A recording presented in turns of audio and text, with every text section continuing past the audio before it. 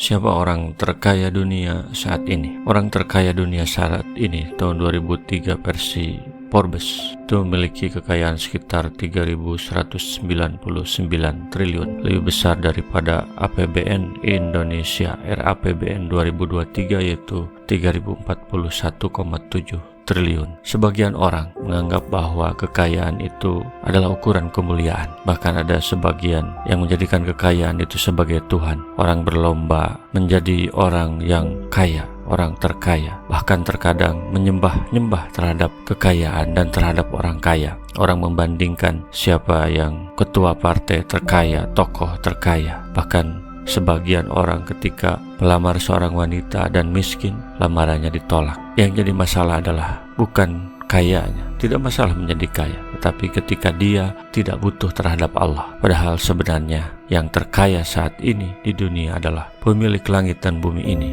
Allah Subhanahu wa Ta'ala. Dan manusia butuh Allah, sementara Allah tidak butuh manusia. Itulah yang terkaya sejati sebenarnya saat ini. Ya ayyuhan nasu antumul fuqara'u ilallah wallahu huwal ghaniyyul hamid. Wahai manusia, kamulah yang memerlukan Allah, dan Allah dialah yang maha kaya, maha terpuji. Semuanya butuh kepada Allah dalam semua gerakan dan diamnya. Hanya dia sematalah yang benar-benar maha kaya. Tiada sekutu baginya dalam sifatnya ini. Dan dia maha terpuji dalam semua apa yang diperbuat dan dikatakannya. Juga dalam semua apa yang ditakdirkan dan yang disyariatkannya. Mereka harus diingatkan setelah penjelasan tentang posisi mereka di dunia yang hanya ikut numpang saja, bahwa ketika Allah mengajak dan menunjuki mereka bukan karena kepentingan sebagaimana manusia, Allah menugas petugas Quran semata-mata karena kasih sayangnya.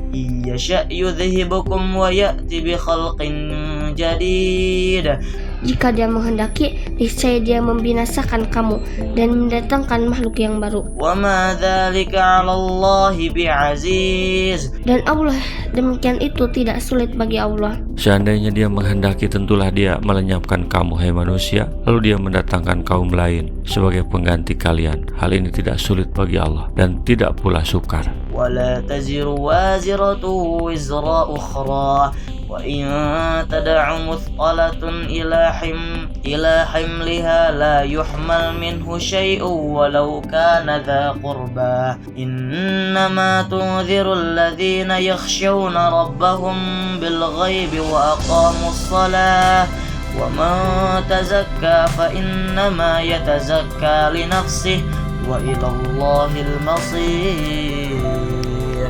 Dan orang berdosa tidak akan memikul dosa orang lain. Dan jika seseorang yang dibebani berat dosanya memanggil orang lain untuk memikul bebannya itu, tidak akan dipikulkan sedikit pun, meskipun yang dipanggil itu kaum kerabatnya. Sesungguhnya yang dapat engkau beri peringatan hanya orang-orang yang takut kepada azab Tuhannya, sekalipun mereka tidak melihatnya, dan mereka yang melaksanakan sholat. Dan barang siapa menyucikan dirinya, sesungguhnya dia menyucikan diri untuk kebaikan dirinya sendiri, dan kepada Allah lah tempat kembali. Ikrimah mengatakan sehubungan dengan makna surat Fatir ayat 18 ini, bahwa seseorang dipegangi tetangganya kelak di hari kiamat. Lalu orang yang dipeganginya berkata, "Ya Tuhanku, tanyakanlah kepada orang ini mengapa dia menutup pintunya di hadapanku." Dan sesungguhnya orang kafir benar-benar tergantung kepada orang mukmin. Lalu orang kafir berkata, "Hei orang mukmin, sungguhnya aku mempunyai jasa kepadamu. Kau telah mengetahui bagaimana jasaku terhadap dirimu sewaktu di dunia, dan sekarang pada hari ini aku memerlukan pertolonganmu." Maka orang mukmin itu terus-menerus memohonkan syafaat bagi orang kafir itu di hadapan Tuhannya. Tetapi pada akhirnya orang kafir itu dikembalikan ke tempat yang lebih rendah daripada tempat orang mukmin itu, yaitu di neraka. Dan sesungguhnya seorang ayah benar-benar bergantung kepada anaknya kelak di hari kiamat. Lalu si ayah berkata, "Hei anakku, siapakah diriku ini?" Lalu si anak memujinya dengan pujian yang baik. Si ayah berkata, "Hei anakku, sungguhnya sekarang aku memerlukan kebaikanmu, walaupun hanya seberat biji sawi, agar aku dapat selamat dari azab seperti yang kau lihat sekarang ini." Lalu si anak menjawabnya, "Wahai ayahku, betapa mudahnya permintaanmu, tetapi saat saya merasa takut sebagaimana takut yang melanda dirimu, maka aku tidak dapat memberikan sesuatu kebaikan pun kepadamu." Kemudian orang itu bergantung kepada istrinya dan mengatakan kepadanya, "Hai istriku, siapakah aku ini?" Lalu si wanita itu memujinya dengan pujian yang baik. Kemudian si lelaki berkata, "Sesungguhnya aku meminta sesuatu kebaikan darimu. Sudilah engkau memberikannya kepadaku.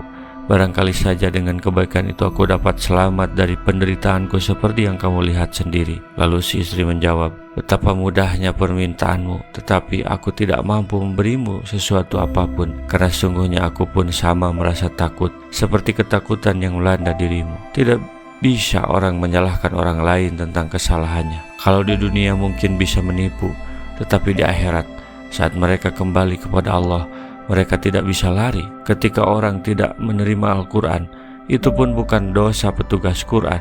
Jika sudah menyampaikan, maka selesailah tanggung jawab petugas. Mereka yang berbuat salah tidak bisa cuci tangan begitu saja sebagaimana para berhala itu. Mereka akan bertanggung jawab atas sikapnya itu. Jika mereka menerima Al-Quran pun kebaikannya bukan untuk Allah atau untuk petugas Quran, tapi untuk mereka sendiri. 3 pelajaran penting dari episode ini. Yang pertama, manusia yang butuh Allah. Allah tidak butuh manusia. Yang kedua, Allah kuasa mengganti kalian dengan yang lebih baik. Yang ketiga, manusia bertanggung jawab atas dirinya masing-masing. Tetangga, anak, istri, dan orang lain tidak akan bisa menolongmu. Rasulullah SAW bersabda, "Baligu anni walau ayatan." Sampaikan dariku meskipun 1 ayat. Mari kita sebarkan jalan kebahagiaan dengan like, share, dan subscribe channel ini.